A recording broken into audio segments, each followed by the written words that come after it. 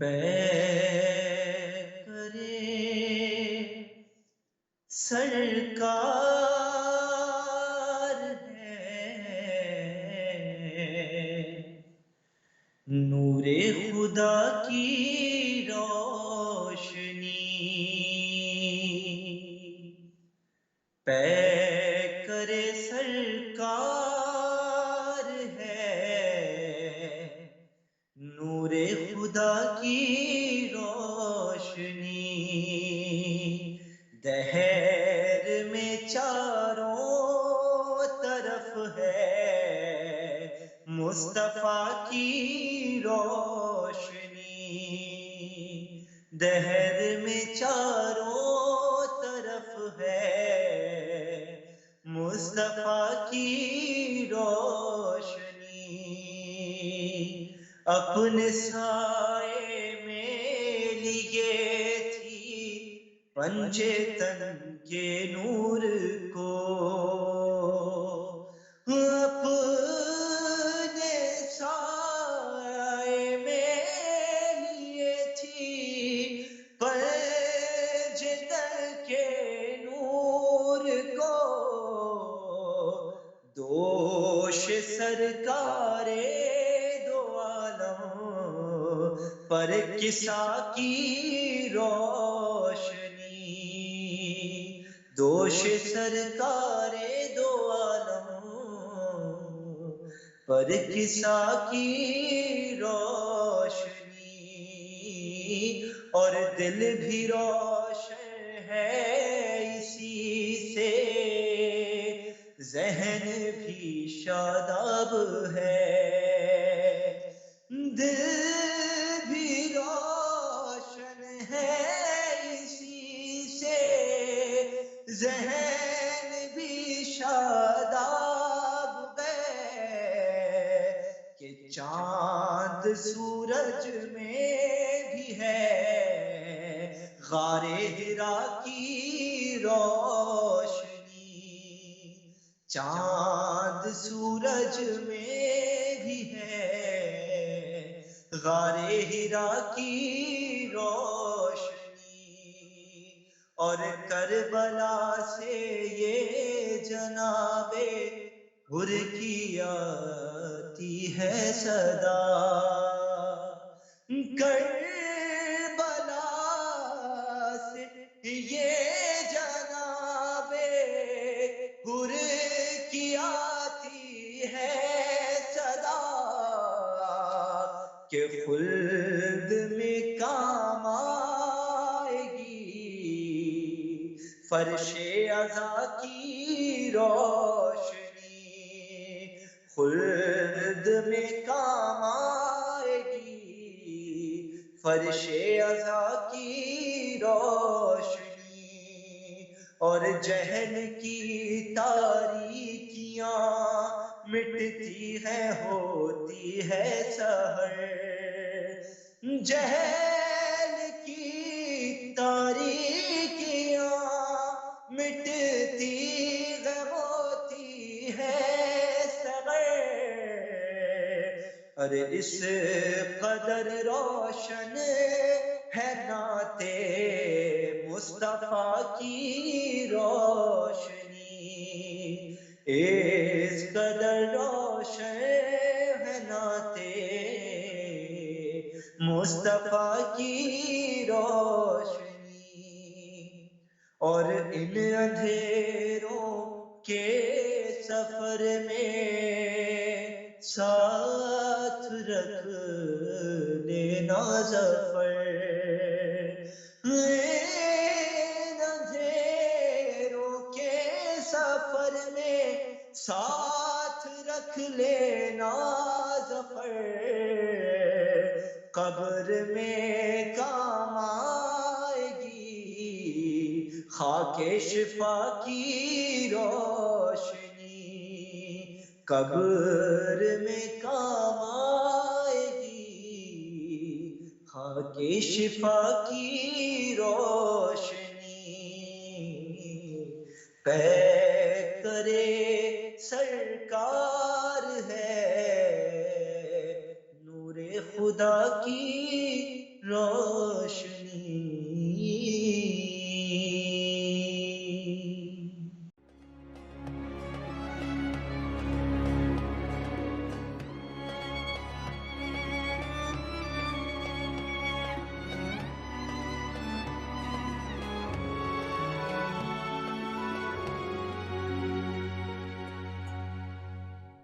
اعوذ باللہ من الشیطان الرجیم، بسم اللہ الرحمن الرحیم۔ السلام علیکم ناظرین کرام، آپ کا میزبان رضا بلال پروگرام انوار تقویٰ کے ساتھ حاضر خدمت ہے۔ آج کا ہمارا موضوع عظمت رسالت صلی اللہ علیہ وآلہ وسلم، اور اسی موضوع پر گفتگو کے لیے ہمارے ساتھ موجود ہیں ہمارے مستقل مہمان علامہ حسن اسدی صاحب۔ ہم انہیں پروگرام میں خوش آمدید کہتے ہیں۔ السلام علیکم۔ وعلیکم السلام۔ علامہ صاحب، آج کا ہمارا موضوع عظمت رسول اللہ صلی اللہ علیہ وآلہ وسلم کے حوالے سے ہے۔ میں چاہوں گا کہ آپ اس موضوع پر ہمارے ناظرین کرام کے لیے کچھ گفتگو فرمائیں۔ جی رضا صاحب، آپ نے بہت خوبصورت موضوع کا انتخاب فرمایا ہے، عظمت رسول اللہ صلی اللہ علیہ وآلہ وسلم، اس لیے کہ یہ جو ماہ رمضان مبارک ہم تک پہنچا اور جتنی بھی عبادتیں ہم کر رہے ہیں اور جتنی بھی ریاضتیں ہم کر رہے ہیں راہ پروردگار میں، یہ یقیناً پہنچانے والی ذات محمد مصطفیٰ صلی اللہ علیہ وآلہ وسلم کی ہے۔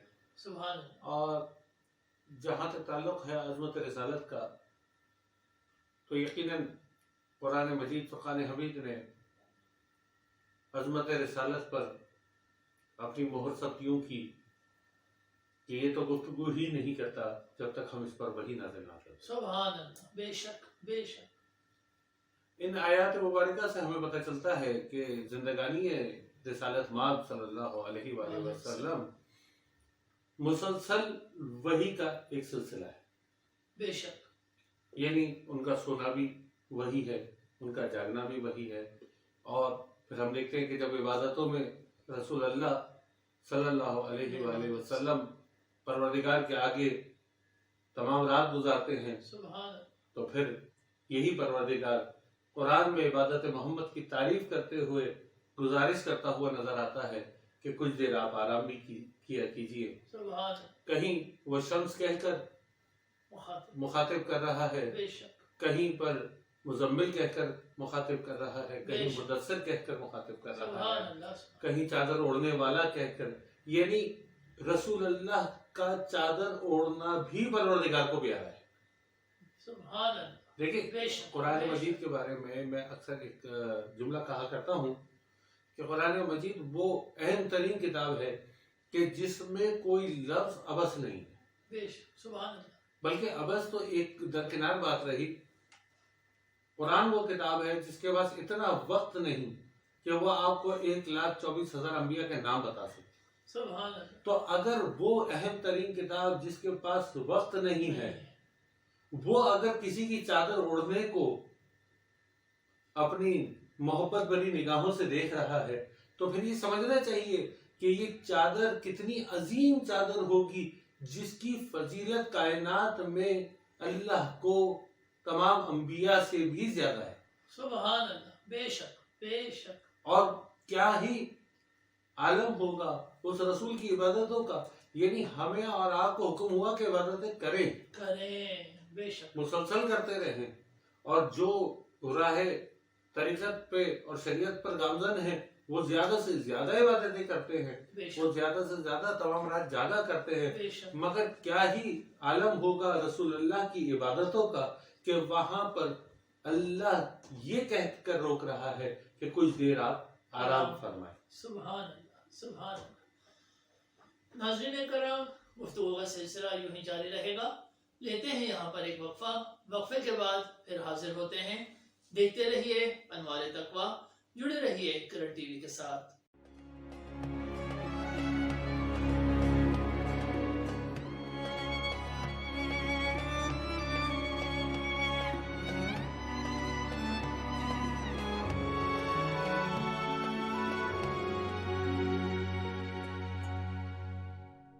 وقفے کے بعد حاضر ہیں. ہمارے ساتھ موجود ہیں ہمارے مہمان ذاکر فرخ عباس صاحب اٹک سے. اعوذ باللہ من الشیطان الرجیم، بسم اللہ الرحمن الرحیم.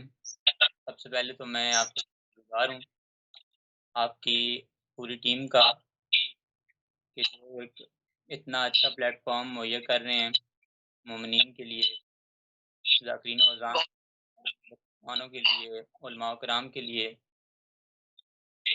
تو میں 4 فکروں سے جو آپ نے مضمون میرے ذمہ لگایا ہے اس کا آغاز کروں گا کہ جس کا ادراک فقط سورہ اعراف کرے، جو جہالت بھرے مقام کو شفاف کرے، اس کی بلندی کوئی کیا لکھ پائے، جس کی نالین مبارک کو علی صاف کرے.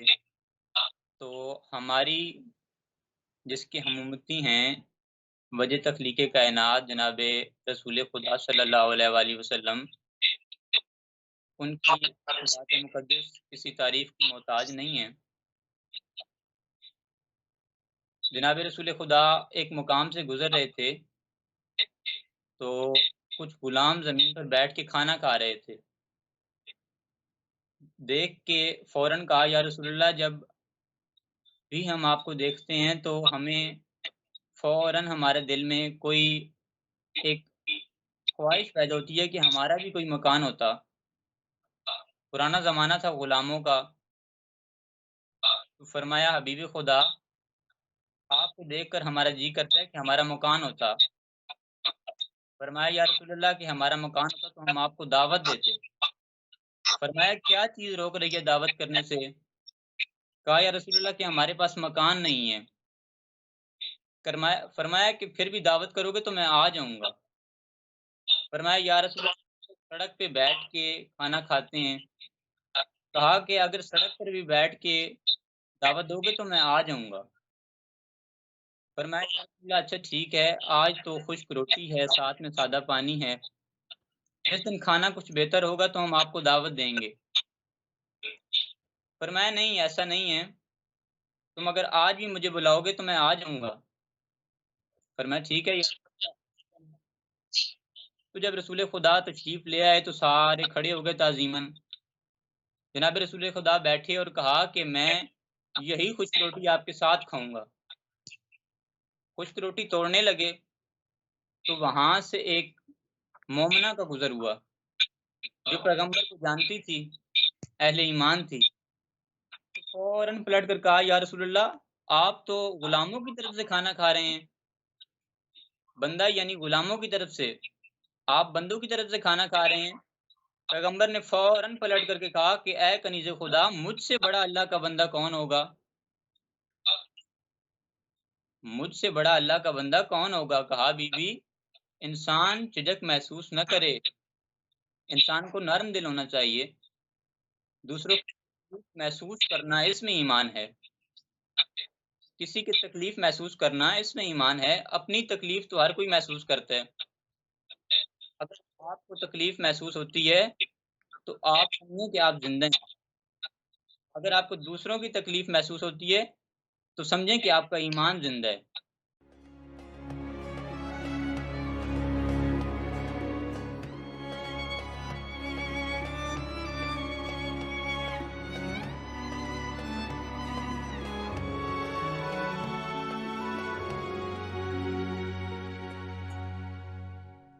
علامہ صاحب فضیلت رسالت صلی اللہ علیہ وآلہ وسلم قرآن مجید صاحب نے بہت خوبصورتی سے بیان فرمائی. سوال یہ ہے کہ آپ کو عرب کے غیر مہذب اور غیر ترقی یافتہ معاشرے میں، خطے میں کیوں مبعوث فرمایا گیا؟ جی رضا صاحب، یہ بہت اہم سوال ہے اور ظاہر ہے کہ چونکہ ختمی مرتبہ حضرت محمد مصطفیٰ صلی اللہ علیہ وآلہ وسلم کی ذات گرامی اقدس وہ ہے جو افضل الانبیاء بھی ہے، بے شک امام رسول بھی ہیں، بے شک. اور اس کے ساتھ ساتھ ہم یہ دیکھتے ہیں کہ خود رسول اللہ صلی اللہ علیہ وآلہ وسلم نے ارشاد فرمایا کہ میں تب بھی نبی تھا جب آدم آب و گل کے مرحلوں کے درمیان تھے. سبحان اللہ. اور پھر یہ بھی حدیث متواتر تمام فرقات اسلام کے اندر ملتی ہے کہ رسول اللہ صلی اللہ علیہ وآلہ وسلم نے ارشاد فرمایا کہ پروردگار نے سب سے پہلے میرے نور کو خلق کیا. سبحان اللہ. کائنات میں کچھ بھی نہ تھا، میرا نور تھا. جو سوال آپ نے کیا ہے کہ غیر مہذب اور غیر ترقی یافتہ معاشرے میں کیوں مبعوث فرمایا گیا، یاد رکھیے گا کہ نبی کو مبعوث ہی وہاں کیا جاتا ہے جہاں پر خرابی ہو. سبحان اللہ. جتنی بڑی خرابی ہوگی اتنا بڑا نبی ان پر آئے گا. سبحان اللہ. یعنی بنی اسرائیل کی پوری تاریخ اگر اٹھا کر دیکھتے چلے جائیے تو ایک ایک دن میں 70 نبی مبعوث ہوئے ان پر. بے شک. تو جب ایک طرف سے شیطان جاہلیت پھیلاتا ہے، سب سے پہلے ہمیں یہ سمجھنے کی ضرورت ہے کہ جہالت اور جاہلیت میں فرق ہے. جہالت ناخواندگی کا نام ہے، جسے ہم کہتے ہیں انگلش میں لٹریسی ریٹ کم ہونا، یہ ہے جہالت. ایک ہے جاہلیت، جہاں لوگ پڑھے لکھے تو ہوتے ہیں مگر ان میں تہذیب و تربیت نہیں ہوتی ہے. تو جہاں جہاں جاہلیت تھی وہاں پروردگار نے اپنے انبیاء کو مبعوث فرمایا. اور پھر ہم دیکھتے ہیں کہ جب بنی اسرائیل کی سرکشی حد سے بڑھ جاتی ہے تو حضرت موسیٰ علیہ السلام جیسا نبی بھی ان پر مبعوث ہو. پھر ہم یہ بھی دیکھتے ہیں کہ چونکہ بنی اسرائیل اتنے انبیاء سے جو وقت تھا ان کا گزرا ہے، انہوں نے درک کیا ہے وقت کو، تو بھی وہ راہ ہدایت کو نہیں پا رہے. تو سب سے زیادہ انبیاء میں معجزات لے کر آنے والے جناب موسیٰ علیہ السلام. 7 معجزے یا 9 معجزے، الگ الگ مختلف روایت چونکہ موجود ہوتی ہے، اور ہم ہر روایت کا تذکرہ اس لیے کر دیتے ہیں تاکہ دیکھنے اور سننے والے ناظرین کے ذہنوں میں کوئی ابہام نہ رہے. تو ہم یہ دیکھتے ہیں کہ سب سے زیادہ معجزات لے کے حضرت موسیٰ علیہ السلام آئے، مگر نبی اکرم حضرت ختمی مرتبت محمد مصطفیٰ صلی اللہ علیہ وآلہ وسلم کی ذات گرامی اقدس وہ ہے کہ جو ہر نبی کے معجزے کے ساتھ آئی. سبحان اللہ. سبحان اللہ. جو ہر نبی کی فضیلت کو ساتھ لے کر آئی ہے اپنے درجہ کمال پر. سبحان اللہ. تو جہاں جہاں جاہلیت تھی وہاں وہاں اس قوم پر نبی کو مبعوث فرمایا گیا. اب چونکہ آخری نبی نے آنا تھا اور جو سب سے زیادہ غیر مہذب معاشرہ تھا یعنی عرب کا، جو ایک بے راہ روی کے راستوں پہ گامزن تھا، بے راہ روی پر گامزن تھا، اور ہم یہ دیکھتے ہیں کہ انہوں نے کعبے کے باہر 365 بت بھی بنائے ہوئے تھے، اور جاہلیت کا یہ عالم تھا کہ اپنی بیٹیوں کو دفن کر دیا کرتے تھے، اور اس کے ساتھ ساتھ اپنی عورتوں سے برا سلوک کرتے تھے. جنگیں ہوتی تھی تو مسلسل جنگیں اور نسل در نسل جنگیں چلا کرتی تھی. تو ایسے میں پروردگار عالم نے ایک ایسے نبی کو مبعوث فرمایا کہ جو عرب کے بدوؤں کو تہذیب سکھائے. سبحان اللہ. جو ان کی نچلی ترین ذہنیتوں کو سطح، جو ان کی نچلی ترین ذہنی سطح کو اعلیٰ سطح پر لے کے آئے. سبحان اللہ. اور جیسا کہ ہم مسلسل بیان کرتے آ رہے ہیں کہ چونکہ وہ ہادی بھی تھے، بے شک پیغمبر بھی ہیں، رسول بھی ہیں، نبی بھی ہیں، امام بھی ہیں، بے شک ہادی بھی ہیں. تو ہادی ہوتا ہی وہ ہے جو لوگوں کو جاہلیت سے نکال کر مہذب بناتا ہے. سبحان اللہ. جسے قرآن اس طریقے سے بھی بیان کرتا ہے کہ جو اندھیروں سے نکال کر نور کی طرف لاتا. سبحان اللہ. تو چونکہ رسول اکرم صلی اللہ علیہ وآلہ وسلم کی ذات گرامی وہ منبع نور تھی، بلکہ میں یوں کہوں کہ اول نور چونکہ نبی اکرم کی ذات گرامی ہے، بے شک.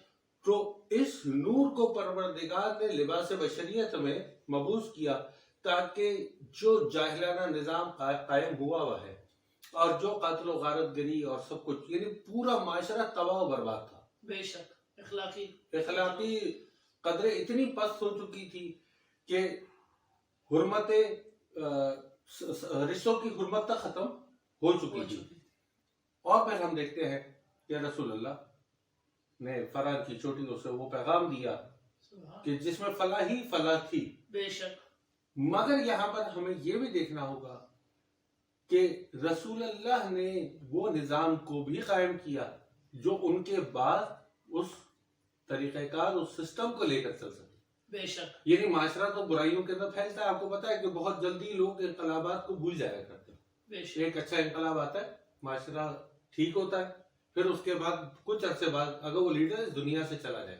بے شک. یہاں پر دو بڑے لطیف نکتے ہیں بسم اللہ. جو آپ کی خدمت میں عرض کروں گا کہ قرآن مجید فرقان حمید میں ایک آیت ہے کہ پروردگار نے ہر نبی کو مبعوث کیا ایک دلیل اور ایک معجزے کے ساتھ. سبحان اللہ. ہر نبی کو ایک دلیل دی, ایک معجزہ. ایک موسم. تو جناب موسیٰ کو عصائے موسیٰ معجزہ, بے شک. ید بیضا معجزہ, بے شک. یعنی کئی معجزات حضرت موسیٰ کے. اسی طرح سے حضرت عیسیٰ علیہ السلام کو مبروز کو شفا بخشنے کا معجزہ, بے شک. اور پھر مردے کو زندہ کرنے کا معجزہ. حضرت داؤد کو لہن کا معجزہ. سبحان یعنی اللہ. تمام انبیاء کرام کو معجزات عطا ہوئے, مگر آپ یہ دیکھیں کہ جب وہ نبی اس دنیا سے رخصت ہو گئے, پردہ فرما گئے, تو ان کے ساتھ ان کے معجزے بھی چلے. چلے گئے. بے شک. جب وہ پردہ کرتے تو ان کا معجزہ بھی پردہ کر دیتے. مگر کمال ہے رسول اللہ صلی اللہ علیہ وآلہ وسلم کی ذات گرامی کا کہ رسول کو جو سب سے بڑا معجزہ عطا ہوا وہ معجزہ ہے قرآن کریم. سبحان اللہ. بے شک. بے شک. قرآن رسول اللہ کا سب سے بڑا معجزہ ہے. اب ہم یہ دیکھتے ہیں کہ ظاہری طور پر جب رسول اللہ پردہ فرما رہے ہیں تو کیا ان کا معجزہ بھی ساتھ جا رہا ہے؟ نہیں. مگر قانون قدرت یہ کہہ رہا ہے کہ نبی کے رخصت ہونے کے ساتھ اس کا معجزہ بھی چلا گیا. بے شک. یہ قانون قدرت ہو گیا نا. بے شک. دیکھیں جو آدم سے لے کے خاتم تک آ رہا ہے وہی تو قانون قدرت ہے. تو قانون قدرت تو یہ کہہ رہا ہے کہ نبی کے چلے جانے کے ساتھ اس کا معجزہ بھی چلا جائے. نبی کے رخصت ہونے کے بعد اس کا معجزہ بھی رخصت ہو جائے. نبی کے پردہ کر جانے کے بعد اس کا معجزہ بھی پردہ کر لے.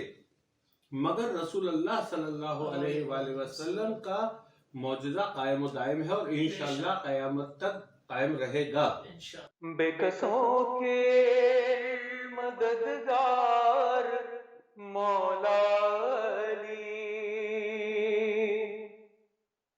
جس تیرے کوئی اپنا سہارا نہیں, تیرا در چھوڑ کر جائیں آخر کہاں, غیر کا در جبی کو گوارا نہیں. جو علی کا نہیں وہ نبی کا نہیں, جو نبی کا نہیں وہ خدا کا نہیں. ہے مسلمان اصحاب سے پوچھ لے, کیا یہ خم نبی نے پکارا نہیں. کل ایمان تو کل اسلام تو, دی کی رگ رگ میں ہے صرف تیرا لہو.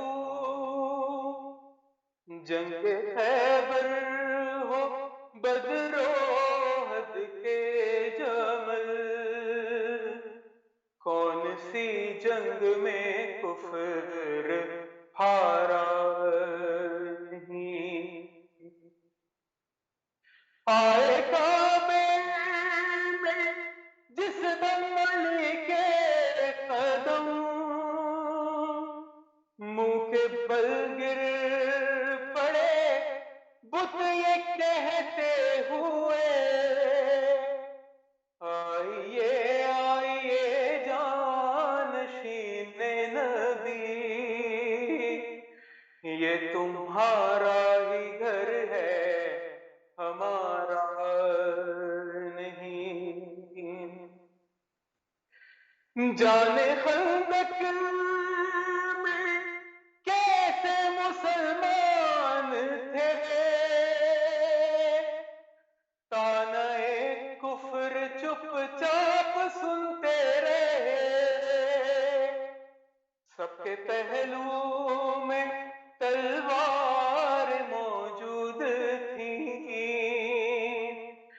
عمر کا سر کسی نے اتارا نہیں، پہلے تاریخ خیبر کی پڑھ لیجئے، پھر کوئی آخری فیصلہ کیجئے، یا یہ کہنا پیمبر بھی ہے بدعتی، یا یہ کہنا علی کو پکارا نہیں، بے کسوں کے مددگار مولا علی، جس تیرے کوئی اپنا سہارا نہیں۔ اور اس منقبت کا مکہ رضا سرسری جنہوں نے اس کلام کو لکھا تھا، یا تو روزے پہ بولو شاہ نجف، یا ہو بالی پہ مجھ کو یہاں دیدنی، آ رہی ہے ہر ایک سانس سے یہ صدا، اب جدائی رضا کو گوارا نہیں، تیرا در چھوڑ کر جائیں آخر کہاں، غیر قادر جبی کو گوارا نہیں۔ اللہم صلی علی محمد وعلی محمد۔